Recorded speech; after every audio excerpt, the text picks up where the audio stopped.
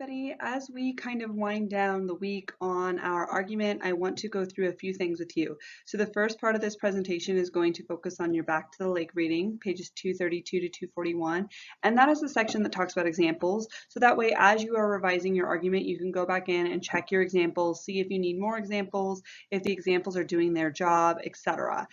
You'll also be able to use information on examples as you get into your proposal presentation assignment. So that'll be helpful for both revisions on argument, but also drafting your presentations. The second part of this lecture or this discussion will talk about the Little Seagull Handbook, pages 66 through 69 and 37 through 42, which will hit on presentations, kind of do's and don'ts. There's also a separate PowerPoint that I would like you to review called the Do's and Don'ts of Presentations. This Little Seagull Handbook goes into a lot of detail, but I also created a separate PowerPoint that will go into more of actually creating a PowerPoint as opposed to this conversation, which is just about kind of what goes into a presentation. Okay, so make sure you watch the do's and don'ts next. All right, so starting with examples. I really like this idea that Back to the Lake discusses called thin slicing, which means that humans we make accurate judgment based on just little pieces of information, okay? So I think of examples as our way of providing little pieces of information to help convince the audience of whatever we are trying to convince them of, whether that is our interpretation of an advertisement or our experience. We're trying to convince them that our experience, is the right experience or real, right? Whether you're trying to convince them to come to your side on a topic, or whether you're trying to convince them that a solution is the correct one to a proposal. So the book talks about this idea of for instance. So there are a couple of ways that you can think of for instance. Definitions. Definitions say what something is. All right, so that's giving them an idea of exactly what you mean when you say. It's important that we define things, especially terms that may be unfamiliar to our audience, but also it's important that we define things that might have multiple interpretations, because when we are writing something, we need to make sure that the audience understands what I think a good solution is. What does good mean? That's a word that could have multiple solutions or multiple interpretations. Exemplify. So that's to give an instance or an illustration. All right, so that's more of what we think of as examples. Learning how to use examples that really represent what we need them to represent is critical. So not only that we are using examples, but that we're using accurate examples that represent our subject and represent what we want our readers to get from our subject. So why? Why do we cite examples?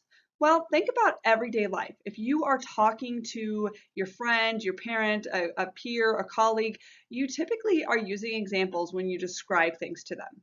So they can help do several things. They can make general concepts easier to grasp. So when you're in a class and your teacher tells you to use a rhetorical device, you might think, okay, well, first of all, what is a rhetorical device? What's the definition? And then can you give me an example? That's why in the rhetorical devices video, I actually showed you two advertisements, because I wanted you to really understand what an advertisement looks like and how do we break it down into its component pieces so that you can effectively analyze them yourself. They also can help us explain abstract or complicated ideas. And in general, they help us support statements by adding specifics to make them concrete.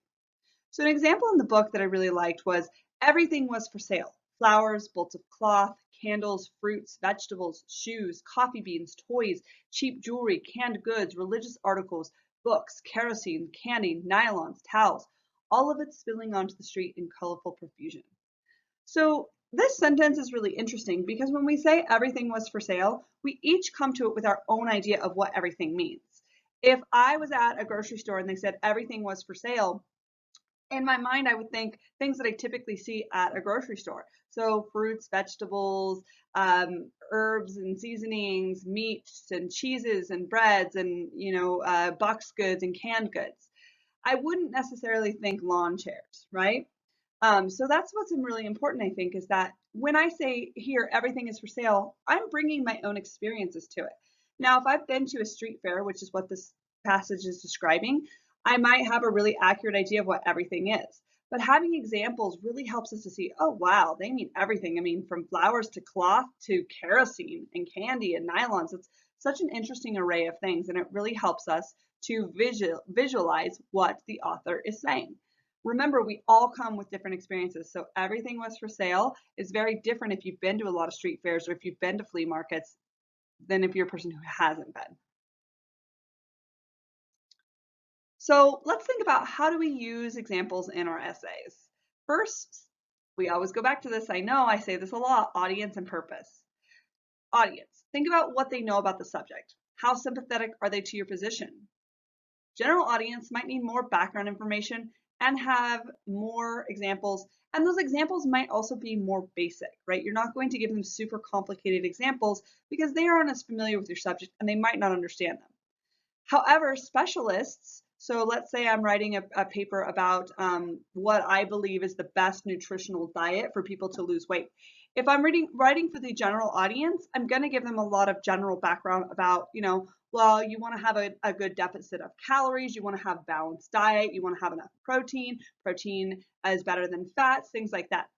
If I'm talking to specialists, I don't need as much general background. They already know that I need calorie deficit in order to lose weight, right? They know the basics. What I might talk to them about is more complicated examples.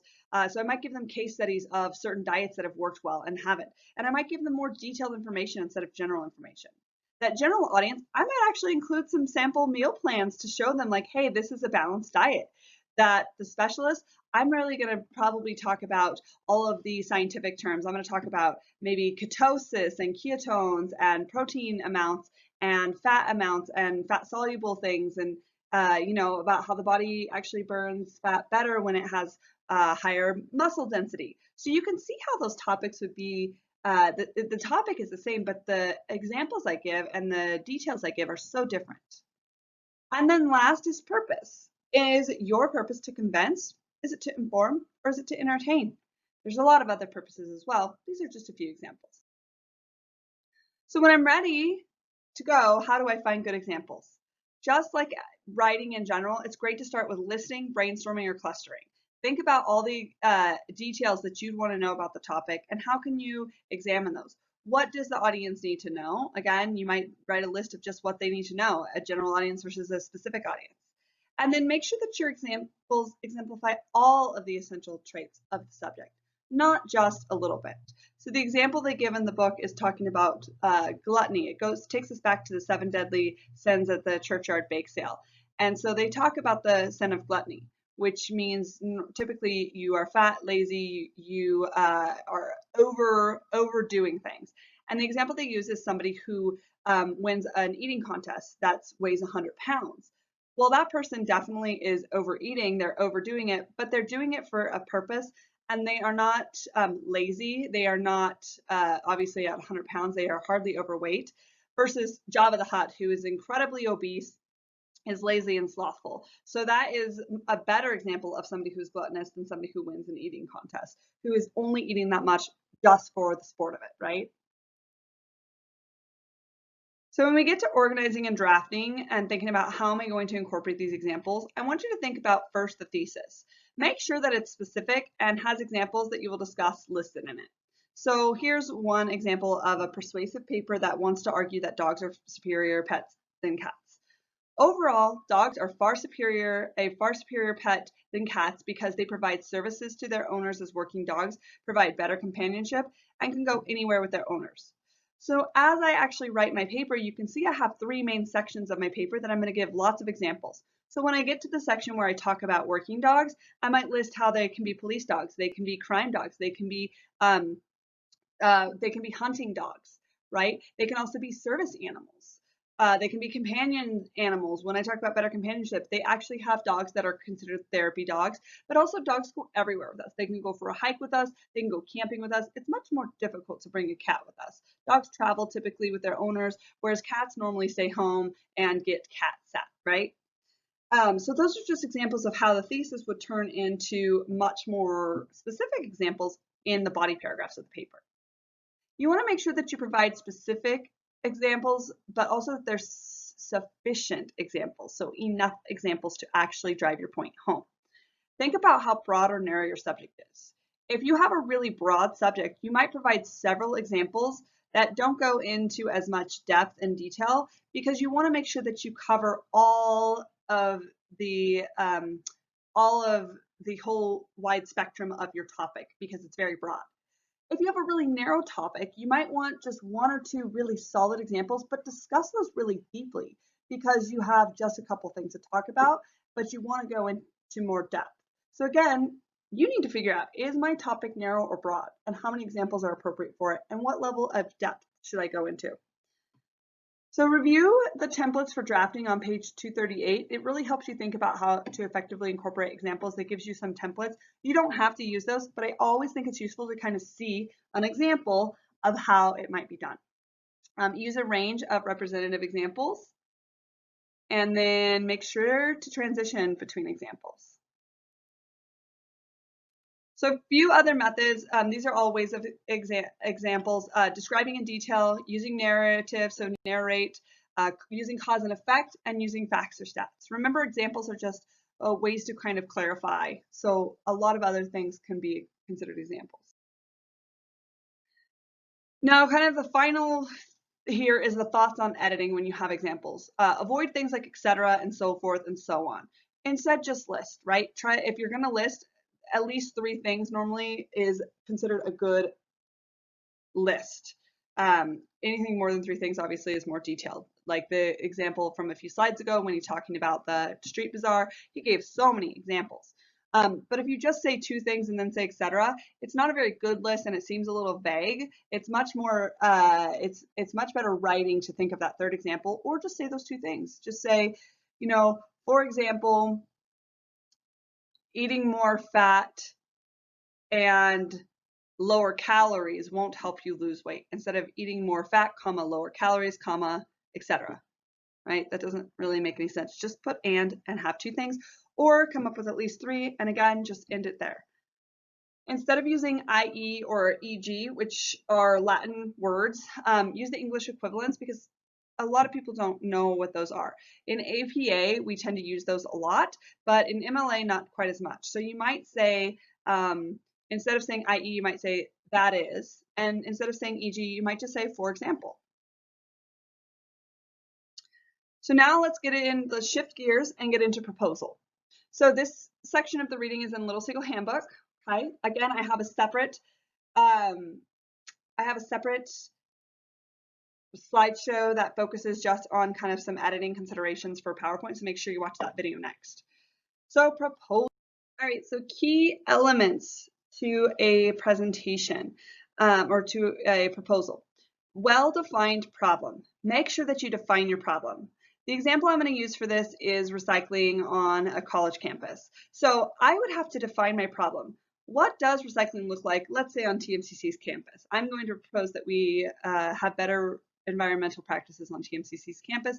So I might look at, what does recycling look like? Do we have enough Hydro Flask stations to really promote the use of reusable water bottles? Do we have enough education? What kinds of things are we currently doing at TMCC, and what kinds of things might we do better? That's defining the problem, because I'm looking very specifically at TMCC, not just environmental practices in general. Then I want to come up with a solution to the problem. What things do I want to see TMCC implement in order to increase our environmental friendliness? Then I want to come up with a convincing argument for the solution. Why? Why would these things work for us? Why would they be good? Why would they help? And why should we care as students and faculty about doing them? I also want to think about a response to questions readers might have. So if a reader is looking at this, they might automatically think, well, what's the cost? It costs more to put in hydro stations. It costs more to put in more recycling areas and to educate people on proper use of recycling areas. And it costs more to have solar panels installed. You know, I mean, what are some of the costs and how does that translate to me as a student? Am I going to have higher tuition? Who's going to pay for this? How does this translate to me as a faculty member? Am I going to be required to do more work in order to help get these initiatives off the ground?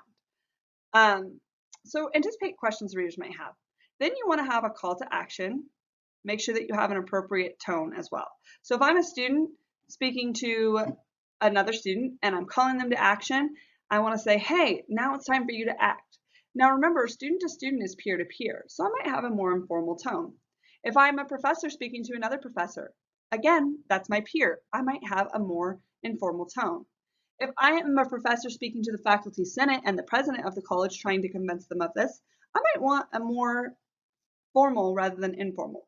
So peer to peer is typically can be informal.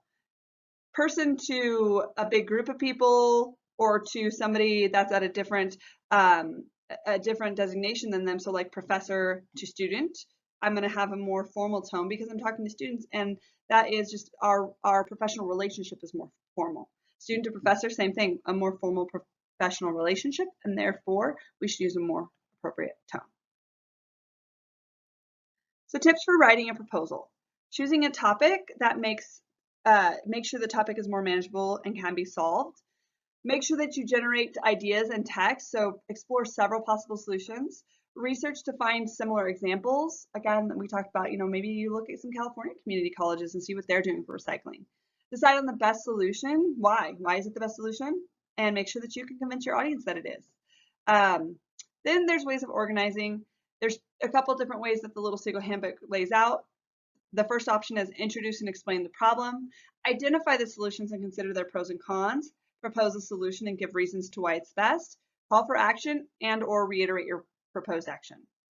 The second way that you might think about organizing is introducing and explaining the problem, explaining the proposed solution, give reasons why it's best, and make sure to anticipate any questions that the audience might have, and then call for action or reiterate your proposal.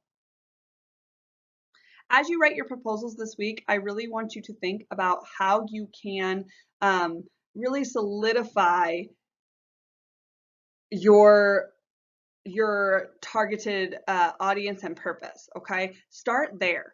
Know that your audience, first of all, we're seeing this electronically, so you might choose, and I really hope that you do, to record your PowerPoint like I am. If you want to do that, you actually just go into PowerPoint, and in the menus there's an option to record the slideshow, and you just kind of press record and it puts the little video down at the bottom and you just walk through the PowerPoint. That's exactly what I do when I'm recording these for you guys. Then you can convert it to a video and upload it. Okay, so I really hope that you guys will experiment with that as we increase our technology in this digital age, and with COVID and everything, it's really important that you start increasing your technology savviness and your ability to do things like that. That's just one way of doing it. That's an easy way to do it if you have PowerPoint software, and if you should be able to get access to the software. I believe TMCC has online access for students to access like the Microsoft Suite. But you could ask the library or technology folks for more details on that. Ways of organizing, or sorry, we already talked about that.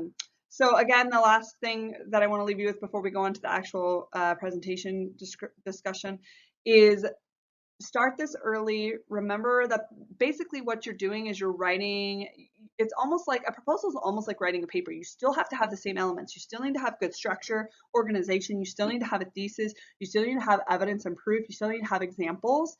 It's just that this is more geared towards talking. This is why writing is so important and writing instruction is so important at the college level, because you really need to learn how to communicate in multiple ways. All right, I'm going to go ahead and move to the last section on giving presentations in Little Seagull Handbook.